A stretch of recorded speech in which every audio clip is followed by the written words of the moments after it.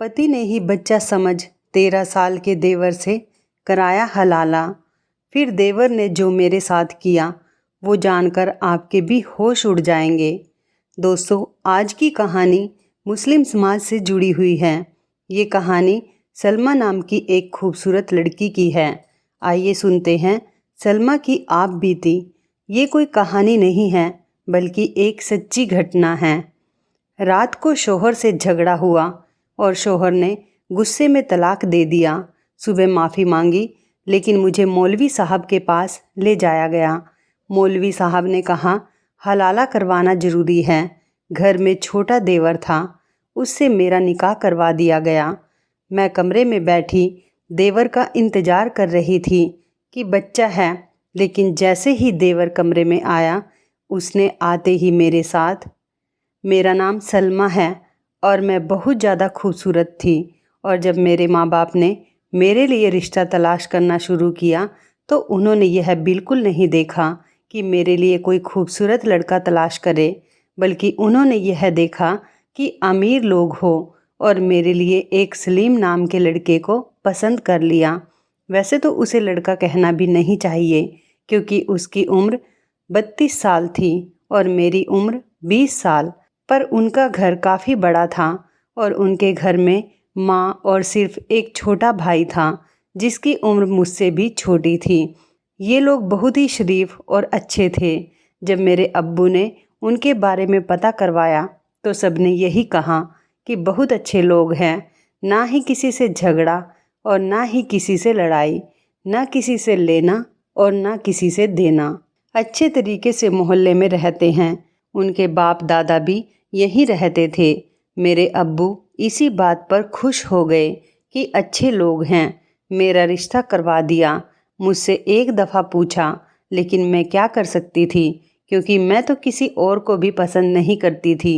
शादी वाले दिन ही मेरे शोहर ने मुझे बुरा भला कहना शुरू कर दिया कि मेरे घर वालों का ख्याल रखना, और मेरा छोटा भाई मेरे लिए औलाद जैसा है। वो मेरे से काफ़ी छोटा है। मैंने उसे बाप की तरह पाला है क्योंकि जब वह 2 साल का था तो मेरे वालिद साहब इस दुनिया से चले गए थे, इसलिए तुम्हें उसका बहुत ज़्यादा ख्याल रखना है। मेरे देवर की उम्र 15 साल थी और वो वाकई बहुत मासूम था। उसकी उम्र 15 साल ज़रूर थी, लेकिन उसकी अक्ल 8 साल के बच्चे जैसी थी। वह मेरे आने से बहुत ज़्यादा खुश था। कहता कि भाभी आप बहुत ज़्यादा प्यारी हैं। मुझे तो पता ही नहीं था कि मेरी भाभी बहुत ज़्यादा प्यारी होंगी। वो मेरे लिए अक्सर अपने स्कूल से चीज़ें लेकर आया करता था। मुझे मोबाइल में बहुत चीज़ें दिखाता और मेरे साथ मजाक भी किया करता था। वह बिल्कुल मेरे भाई जैसा था। उसका नाम साहिल था। कभी मैं देखती तो वह छोटे बच्चों की तरह आइसक्रीम खा रहा होता तो कभी गेम खेल रहा होता। जब बाहर आइसक्रीम वाले की आवाज़ आती तो बाहर भाग जाता। मुझसे पूछता कि आपके पास पैसे हैं, तो मैं भी उसे पैसे दे दिया करती। मेरा शोहर मुझे खर्च देता था। मेरे लिए हर महीने 4 जोड़े कपड़े बनवाता था। मेरी ज़िंदगी अच्छी चल रही थी, लेकिन मेरे शोहर के अंदर मेरे एहसास की कमी होने लगी, क्योंकि जब हम शादी में जाते हैं तो लोग कहते हैं कि कितनी प्यारी बीवी मिली है तुम्हें। वाह, तुम्हारी तो किस्मत बहुत अच्छी है। कहीं तुम परिंदों को पानी तो नहीं पिलाते थे जो तुम्हें इतनी खूबसूरत बीवी मिल गई। मेरे शोहर के एक दोस्त ने तो मजाक में यह भी कह दिया कि लंगूर के हाथ में अंगूर आ गया। मेरे शोहर उस टाइम तो मुस्कुरा दिए, लेकिन बाद में उसका मूड खराब हो गया। इसके बाद मुझे मेरे शोहर ने कहना शुरू कर दिया कि तुम ज़्यादा तैयार होकर मत जाया करो। तुम्हें ज़्यादा तैयार होने की ज़रूरत नहीं है। तुम बगैर मेकअप के ही अच्छी लगती हो। लेकिन मैं बिना तैयार हुए उससे ज़्यादा खूबसूरत लगती थी। एक दफ़ा बिना मेकअप के गई, तब भी लोगों ने मेरी बहुत ज़्यादा तारीफ़ की। उस रात मेरा शोहर मुझसे झगड़ने लगा। एक दिन मैं सुबह उठी तो मेरी सास ने कहा कि बेटा बाहर दूध वाला आया है, दूध ले लो। जब मैं दूध ले रही थी तो मेरा शोहर अचानक से वहाँ आया और मुझे बाजू से पकड़कर अंदर घसीट लिया। दूध भी मेरे हाथ से गिर गया। मेरी सास ने यह मंजर देखा तो कहा क्या हो गया है? मैंने भेजा था उसे, दूध लेने के लिए तो उसने कहा, आपने क्यों भेजा इतनी प्यारी लड़की को? सुबह सुबह बाहर दूध वालों की नीयत खराब होती है। सुबह सुबह औरतों के घर जाकर उनसे बातें करते हैं और तुम वहाँ पर क्या करने गई थी? अपना आप दिखा रही थी उसको। मैं हैरान रह गई कि ऐसी तो कोई बात नहीं है और मैं तो दुपट्टा करके गई थी। तो मेरे शौहर ने कहा कि आज से तुम बुर्का पहनोगी। मेरी सास ने कहा कि हमारे ख़ानदान में पहले किसी ने बुर्का नहीं पहना, जो इसको बुर्का पहनाओगे। ठीक है, वह हिजाब करती है, बस इतना ही काफ़ी है। लेकिन मेरे शौहर ने कहा कि नहीं, यह पूरा बंद बुर्का पहनेगी तभी बाहर निकलेगी। पर्दा करना अच्छी बात होती है, लेकिन जब पर्दे को आपके गले का फंदा बना दिया जाए तो फिर वो अच्छा नहीं लगता। मेरे शौहर ने मुझे आहिस्ता आहिस्ता डांटना और गुस्सा करना शुरू कर दिया था। और एक दिन ऐसा हुआ कि मेरी सास ने कहा कि मैं उम्रा करने के लिए जा रही हूँ। बस सोचा था कि बड़े बेटे की शादी करूँगी तो उसके बाद उम्रा के लिए जाऊँगी। छोटा बेटा तो अभी बहुत ज़्यादा छोटा है, इसकी शादी में तो अभी टाइम है। मैंने अपनी सास को विदा कर दिया। मेरे शौहर ने कहा कि तैयार हो जाओ, शाम को ऑफिस की पार्टी में जाना है। सब लोग अपनी बीवियों को लेकर आ रहे हैं। मैं थोड़ा बहुत तैयार हो गई, लेकिन जब पार्टी में गई तो सबकी नज़र मुझ पर ही थी। यहाँ तक कि मेरे शौहर के बॉस ने भी मेरी तारीफ़ की। मेरे शौहर को बड़ा ही गुस्सा आ रहा था। जब घर आई तो मेरे शौहर ने कहा कि मेरा बॉस किसी की भी तारीफ़ नहीं करता, उसके आगे अपना सिर काट कर भी रख दो तब भी नहीं। और तुम्हारे पीछे कैसे घूम रहा था, आगे पीछे हो रहा था, बड़ी तारीफ़ें कर रहा था तुम्हारी। मैंने कहा कि इसमें क्या बुरी बात है। मेरे शौहर ने डांटना शुरू कर दिया। मैं भी तंग आ गई थी। मेरे शौहर ने कहा, आज से तुम जरा सा भी मेकअप नहीं करोगी। मेरे शौहर ने सारा मेकअप उठाकर फेंक दिया और इसके बाद कहा कि कोई मेकअप, गहना, जेवर भी मुझे तुम पर नहीं चाहिए। मैंने सिर्फ इतना कह दिया कि आप गलतफहमी का शिकार हो। मेरी ज़ुबान से ये लफ्ज़ निकल आए और मेरे शौहर ने चीखना चिल्लाना शुरू कर दिया। उसने मुझे तलाक दे दिया।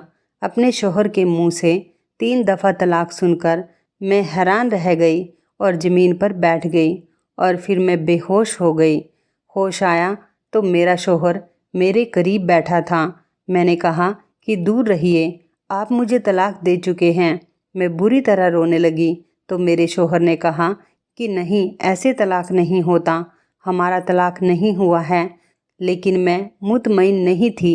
सुबह हम लोग मौलवी साहब के पास गए तो उन्होंने कहा कि तलाक हो गया है, क्योंकि तुमने 3 दफ़ा कहा और औरत ने सुन लिया। अब हलाला करना पड़ेगा, नहीं तो यह तुम पर हराम हो चुकी है। मैंने कहा कि कोई हलाला नहीं करना, मैं अपने घर जाऊंगी। मेरा शौहर मेरे कदमों में बैठ गया और माफ़ी मांगने लगा कि मुझसे गलती हो गई, मुझको माफ़ कर दो, मैं तुम्हारे बगैर नहीं रह सकता। अभी तो हमारी शादी को 1 साल भी नहीं हुआ। मैंने कहा कि यह सब तो आपको पहले सोचना चाहिए था ना। मेरा शौहर बार बार मुझसे गुजारिश करने लगा कि मुझे माफ़ कर दो, तुम्हारा कोई कसूर नहीं था, तुमने कोई बेवफाई नहीं की थी और बद किरदार भी नहीं थी। मैं गुस्से में था और मेरा गुस्सा तुम पर निकल गया। मैं क्या करूं, मर्द से भी तो गलती हो सकती है ना। जब हम लोग वापस आए तो मेरी आंखों में आंसू थे। मेरे देवर ने देख लिया। मैं एक कमरे में आ गई। मैंने अपने शौहर से कहा कि अब आप इस कमरे में नहीं आ सकते, मैं जा रही हूँ। और मैं अपना सामान पैक करने लगी। मेरा शौहर बच्चों की तरह रोने लगा और उसने कहा कि तुम्हारे साथ भी तो बुरा होगा जब तुम 6 महीने बाद जाकर यह सबको बताओगी कि तुम्हारा तलाक हो गया है। तो क्या तुम्हारे घर वाले तुम्हें घर में बिठा लेंगे? क्या तुम्हारी फिर से शादी नहीं करेंगे? तुम्हें दोबारा फिर से किसी से तो शादी करनी होगी ना। तो तुम मुझसे दोबारा शादी क्यों नहीं कर सकती? मैं अपने शौहर से बहुत ज़्यादा मोहब्बत करती थी। मैंने कहा कि मैं यह सब नहीं कर सकती। यह सज़ा आप मर्दों को दी गई है, लेकिन दरअसल यह औरतों के लिए भी सज़ा ही है। इसमें मेरा क्या कसूर है? तलाक तो आपने दिया है, तो सज़ा मैं क्यों लूँ? आपको तो कुछ भी नहीं होगा। और मेरे शौहर ने तो मेरा पीछा ही नहीं छोड़ा, बार बार मुझसे गुजारिश करता रहा। फिर मैंने कहा कि हलाला किसके साथ करवाएंगे, कौन है हलाला करने के लिए। तो अचानक से कमरे के दरवाजे पर दस्तक हुई और मेरा देवर अंदर आया। उसने कहा कि भाभी को क्या हुआ, रो क्यों रही हैं? मैंने उन्हें रोता हुआ देखा। और आप लोग लड़ाई झगड़ा क्यों कर रहे हैं? मेरे शौहर ने देवर को समझा बुझाकर बाहर भेज दिया और खामोश हो गया। और इसके बाद कहा, अपने भाई के साथ तुम्हारा हलाला करवा लूँगा। वैसे भी बच्चा है, उसे इन सब चीज़ों की समझ नहीं है। मुझे नहीं पता था कि यह सब क्या हो रहा है। मुझे यह भी नहीं पता था कि हलाला किस तरह होता है। मेरी ज़िंदगी मेरे शौहर के हाथों खिलौना बन चुकी थी। वह जो चाह रहा था वह मेरे साथ करता जा रहा था। मेरी सास घर पर नहीं थी। मेरे शौहर ने कहा कि यह बात किसी को भी पता नहीं चलनी चाहिए, ना ही तुम्हारे घर वालों को और ना ही मेरी मम्मी को। मम्मी को अभी उधर कुछ और दिन रहना है, क्योंकि वहाँ हमारे कुछ रिश्तेदार भी रहते हैं। मम्मी के आने तक यहाँ सब कुछ ठीक हो जाएगा। कुछ दिन यूं ही गुजर गए और फिर मेरे शौहर ने आखिर मुझे मना ही लिया, क्योंकि यह मामला सिर्फ मेरा नहीं था, मेरे माँ बाप की इज्जत का भी था। मेरे पीछे 4 बहनें बैठी थी। अगर मैं भी चली जाती तो लोग मेरी बहनों के रिश्ते भी नहीं लाते कि बड़ी बहन 6 महीने बाद तलाक लेकर वापस आ गई है। कहते हुए अफसोस होता है, लेकिन अगर औरत विधवा हो जाए तो यह समाज उसे इतना बुरा भला नहीं कहता। लेकिन अगर औरत को तलाक हो जाए तो फिर समाज यही कहता है कि औरत ने कोई बात की होगी, जुबान चलाई होगी, बात नहीं मानी होगी, वरना मर्द क्यों तलाक देगा। जबकि मेरे शौहर ने मुझे जो तलाक दिया था सिर्फ अपने एहसास एक कम तरी के लिए दिया था। मैंने अपने शौहर को सुबह कह दिया कि मैं हलाला करने के लिए तैयार हूँ। सारी रात मैं सोच रही थी कि घर की बात घर में ही रह जाएगी। वैसे भी कोई किसी को खुशी खुशी तलाक नहीं देता। गुस्सा या कोई परेशानी होती है तभी इस तरह का काम करता है। मेरा शौहर बहुत ज़्यादा शर्मिंदा था, मुझसे बार बार माफ़ी मांग रहा था। मेरे पैरों में भी बैठ गया कि मुझे माफ़ कर दो। उसने दोनों हाथों से मेरे पैर पकड़े हुए थे। मैंने उसे माफ़ कर दिया और कहा कि ठीक है, मैं तुम्हारी बात को मान लेती हूँ, सिर्फ इसलिए कि मेरे माँ बाप और मेरी बहनों की भी इज्जत का सवाल है। लेकिन इस बात की क्या गारंटी है कि तुम दोबारा ऐसा नहीं करोगे? मेरे शौहर ने कहा कि दोबारा ऐसा कभी नहीं करूँगा, खुदा की कसम खाकर कहता हूँ। इस टाइम मैं यह नहीं जान पाई कि उसने मुझसे निकाह भी तो खुदा की कसम खाकर ही किया था। मैंने शौहर को कहा कि आप देवर को किस तरह से समझाएंगे? उसका नाम साहिल था, वह बच्चा था। मेरे शौहर ने कहा कि मैं उसको समझा दूंगा, और वैसे भी बच्चा है, तुम्हें डरने की ज़रूरत नहीं है, कुछ भी नहीं होगा, बस हलाला पूरा हो जाएगा और इसके बाद तुम दोबारा से मेरे निकाह में आ जाओगी। मेरे शौहर ने मेरे देवर को समझाकर उसके साथ मेरा निकाह करवा दिया। मैं इस वक्त किस हालात से गुजर रही थी यह मैं ही जान सकती थी। जिस लड़के को अपना छोटा भाई समझती थी, उसको एक बच्चा समझती थी, आज उसके साथ मेरा निकाह हो रहा था। यह बात कानो कान किसी को भी खबर ना हो, इसलिए मेरा शौहर हर बात का ख्याल रख रहा था। उसके साथ उसका एक दोस्त भी था जो उसका साथ दे रहा था, और वही गवाह भी था, और बाकी के गवाह भी वही लेकर आया था। उसने कहा कि बहुत अच्छा ख्याल है, सबसे गलती हो जाती है, कोई बात नहीं, उसके लिए तो ये गलती बहुत आसान थी। मर्द के लिए तो गलती करना भी आसान और गुनाह करना भी आसान है, और औरत के लिए तो उसकी मजबूरी को भी गुनाह बना दिया जाता है। मेरे देवर के साथ मेरा निकाह हो गया और रात को मैं अपने कमरे में बैठी थी। जब मेरा देवर कमरे में आया, मेरे शौहर ने पहले ही मुझे कह दिया था कि डरने की ज़रूरत नहीं है, उसे कुछ भी नहीं पता। मैंने उसे थोड़ा बहुत समझा दिया है, लेकिन तुम बिल्कुल भी परेशान मत होना। मेरे दिल में भी ऐसी कोई बात नहीं थी। जब वह कमरे में आया तो मैंने उससे कहा कि तुम चुपचाप सो जाओ, मुझे भी नींद आ रही है। वह आकर उस जगह पर बैठ गया जहाँ पर मेरा शौहर सोया करता था। मैं बेड पर एक दूसरे किनारे पर बैठी थी। मुझे नींद कहाँ आ रही थी, लेकिन थोड़ी देर के बाद इस कमरे में कुछ ऐसा हुआ कि मैं हैरान और परेशान रह गई।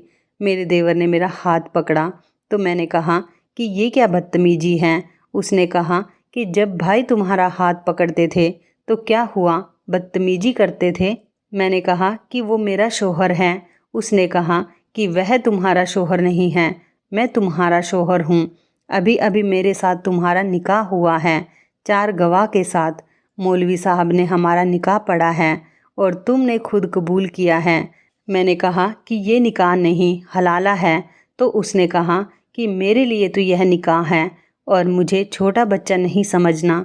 मैंने अपने शौहर को आवाज़ देने के लिए मुंह खोला तो मेरे देवर ने चुप करा दिया। उसने कहा कि अगर तुम्हारी आवाज़ यहाँ से बाहर निकली तो तुम्हें जान से मार डालूँगा। मेरी गलती थी जो मैंने उसे बच्चा समझा। जिसका भाई इस तरह का था वह खुद कैसे मासूम हो सकता था, जिसने अपनी बीवी को छोटी सी बात पर तलाक दे दिया और फिर उसका हलाला अपने ही भाई के साथ करवा रहा था, वह भी बिना इजाज़त पूरी किए। ऐसा शख्स भी अपने भाई को क्या सिखाएगा। सुबह हुई तो मैं बिल्कुल चुपचाप थी, पत्थर की मूरत की तरह बैठी थी। अपने शौहर को सब कुछ बता दिया था। उसने कहा कि मैं उसकी जान ले लूँगा। मैंने कहा कि उसकी जान क्यों लेते हो, अपने आप की जान ले लो और उससे पहले मुझे भी मार डालो, क्योंकि यह सब तुम्हारी ही वजह से हुआ है। मेरा शौहर भी बेबस हो गया। उसने कहा कि बस अब मैं उससे कहता हूँ कि वह तुम्हें तलाक दे दे, पर मेरे देवर ने तलाक देने से इनकार कर दिया। मेरा शौहर उसे मारने के लिए आगे बढ़ा तो उसने भी मारने की कोशिश की। बहुत बड़ा तमाशा बन गया। मेरी सास अचानक से आ गई, जो हमें हैरान करने के लिए जल्दी आ गई थी, लेकिन अपने दोनों बेटों को मेरे लिए लड़ता देखकर हैरान रह गई। यह बात मेरी सास को भी पता चल गई थी और मेरे घर वालों के सामने भी सारी बात आ गई थी कि यह सब कुछ हुआ है। सारे लोग ही सर पकड़कर बैठ गए कि हम लोग उनके पीछे क्या करते रहे। उन्होंने तो इतना बड़ा तमाशा बना दिया। जब सारे लोगों ने मुझे अपने साथ बिठाया बात करने के लिए, सबके ही अपने सवाल थे। मेरे शौहर का कहना था कि मुझसे गलती हो गई। मैं तो अपनी गलती को सुधारने की कोशिश कर रहा था। इस्लाम में ये तरीका इसलिए बताया गया है, अगर किसी से गलती हो जाए तो अपनी गलती को ठीक करने की कोशिश करे। दूसरी तरफ मेरे देवर का यह बयान था कि मुझे पहले से ही भाभी पसंद थी और अगर मेरी शादी उनके साथ हो गई है तो इसमें क्या बुरा है। मैं तलाक देना नहीं चाहता, मुझे तलाक नहीं देना। सबने कहा कि तुम्हारी उम्र छोटी है, तुम्हारी भाभी तुमसे 12-13 साल बड़ी है। तो मेरे देवर ने कहा कि मेरा भाई भी तो भाभी से 12-13 साल बड़ा है। सब मेरी सास को कहने लगे कि आपने बेजोड़ शादी क्यों की, आपकी वजह से ये आज इस मुकाम पर पहुंच गए हैं। मेरे माँ बाप भी परेशान थे, वह क्या कर सकते थे। मुझसे पूछा गया कि मैं क्या चाहती हूँ, तो मैंने कहा कि बस मुझे दोनों से ही निजात दिलवा दीजिए और मैं अपनी ज़िंदगी अपने तरीके से जीना चाहती हूँ, गुजारना चाहती हूँ। मेरी बात पर तो किसी ने बोला तक भी नहीं, लेकिन फिर अम्मी ने देवर को समझाया कि तुम अभी छोटे हो, तुम्हारे पढ़ाई के दिन हैं, स्कूल से अभी तुम निकले नहीं हो और अपने भाई की बीवी के साथ में शादी करनी है। निकाह कर लिया। जब तुमने कहा था कि तुम्हें तलाक देना है तो फिर तुम्हें तलाक देना था, लेकिन तुमने अपने दिमाग में ही प्लान बना लिया कि मैं तलाक नहीं दूंगा। तो यह तो एक बहुत बड़ा धोखा है, तुम अपनी बात से मुकर रहे हो। सबने मेरे देवर के खिलाफ बातें की और उन्हें मजबूर कर दिया। उसने मुझे तलाक दे दिया और मैं इद्दत पूरी करने के लिए अपने घर चली गई। कम से कम मुझे इस तरह की इद्दत तो पूरी करने देते। इस दौरान मैं यह फैसला कर चुकी थी कि मैं अपने शौहर के पास वापस नहीं जाऊंगी और अकेले ही रहूंगी। लेकिन यह तो सिर्फ फिल्म और सीरियल में ही होता है कि औरत अकेली रहती है और फिर कहती है कि मैं एक कामयाब औरत हूँ और मेरे पास सब कुछ है। मेरे घर वाले ही मेरे खिलाफ हो गए। उन्होंने कहा कि हम तुम्हें घर नहीं बिठा सकते, हमको फिर से तुम्हारी शादी किसी के साथ करनी है। तो फिर तुम अपने पहले वाले शौहर के साथ चली जाओ। वह भी तुम्हें अपनाना चाहता है और तुम्हारे लिए मरा जा रहा है। मेरा शौहर मेरे लिए मरा जा रहा था। उसने कहा कि मैं बदल गया हूँ, मैं तुम्हारा बहुत ख्याल रखूँगा। लेकिन मैं फिर भी वापस नहीं जाना चाहती थी। लेकिन मेरे माँ बाप ने मुझे ज़बरदस्ती घर से बाहर निकाला। उन्होंने कहा कि हम तुम्हें घर में नहीं रख सकते, तुम हमें अपना ऑप्शन ना समझो, तुम्हारा शौहर ही तुम्हारा ऑप्शन है। बड़ा अफसोस हुआ मुझे और इस बात पर भी यकीन हो गया कि औरतों का तो कोई घर ही नहीं होता और मर्द के बिना औरतों की कोई इज्जत नहीं होती, चाहे वह बाप हो, बेटा हो, भाई हो या फिर शौहर हो। अगर उसके साथ कोई मर्द नहीं है तो उसकी कोई इज्जत नहीं। मैंने अपने घर वालों को कुछ नहीं कहा। मैंने अपनी ज़ुबान पर ताला लगा लिया और फिर से मेरे शौहर के साथ ही मेरी शादी कर दी गई। हम अब दोनों फिर से एक मियाँ बीवी हो गए थे। लेकिन मेरे शौहर ने कहा कि मैं इस घर में नहीं रहूँगा, अपनी बीवी को लेकर अलग हो जाऊँगा। इस बात पर मेरी सास ने शोर मचाया, लेकिन मेरे शौहर ने किसी की भी बात ना सुनी। उसने एक किराए पर घर ले लिया और मुझे वहाँ पर शिफ्ट करवा दिया। हम घर वालों से काफ़ी दूर हो गए थे, मुलाकात भी बहुत कम होती थी। मैं पहले जैसी नहीं रही थी, बात बात पर रो रही थी। रात को मुझे बुरे बुरे ख्वाब आते थे। मेरा शौहर भी मुझको लेकर बहुत परेशान रहता। लेकिन एक अजीब बात थी कि मेरा शौहर बदल गया था और मेरा बहुत ज़्यादा ख्याल रखता था। मुझे किसी भी बात से मना नहीं करता था। मुझे कहता है कि बस तुम खुश रहो, मुझे और कुछ भी नहीं चाहिए। मुझे बहुत बड़ा सदमा लगा था। मेरे शौहर ने मुझे डॉक्टर को दिखाया और मुझे ठीक होने में 2 साल लग गए थे। डॉक्टर ने कहा था कि इन्हें बहुत बड़ा सदमा लगा है, इनको खुश रखने की कोशिश किया करें। और अब मैं 2 साल के बाद ठीक हो गई थी। दोस्तों, ये थी सलमा की आप बीती। आप इस कहानी के बारे में क्या कहना चाहेंगे? क्या इस्लाम धर्म में ये सब बातें सही होती हैं या इन रस्मों का विरोध करना चाहिए? अपने उत्तर कमेंट बॉक्स में ज़रूर बताएं, हमें इंतज़ार रहेगा। तो इस कहानी के बारे में आपकी क्या राय है, कमेंट करके ज़रूर बताइएगा। दोस्तों, आपको हमारी ये मज़ेदार कहानी कैसी लगी, आप हमें कमेंट बॉक्स में ज़रूर बताएं। यदि आपके पास भी ऐसी कोई प्यारी सी कहानी है या फिर ऐसी कोई कहानी जिससे कुछ शिक्षा मिले, तो आप हमारे साथ उसको ज़रूर शेयर करें। दोस्तों, यदि आपको हमारी ये वीडियो अच्छी लगे तो आप हमारी इस वीडियो को लाइक शेयर ज़रूर करें और ऐसी ही दिल को छू लेने वाली प्रेरणादायक कहानियाँ सुनने के लिए हमारे चैनल को भी सब्सक्राइब करें। यदि आप हमें फेसबुक पर देख रहे हैं तो आप हमारे फेसबुक पेज को लाइक और फॉलो ज़रूर करें। तो दोस्तों, फिर मिलते हैं ऐसे ही ज़बरदस्त कहानी या टिप्स के साथ नई वीडियो में। तब तक के लिए आप सभी का धन्यवाद। आप सभी अपना ख्याल रखना। आपका दिन शुभ व मंगलमय हो।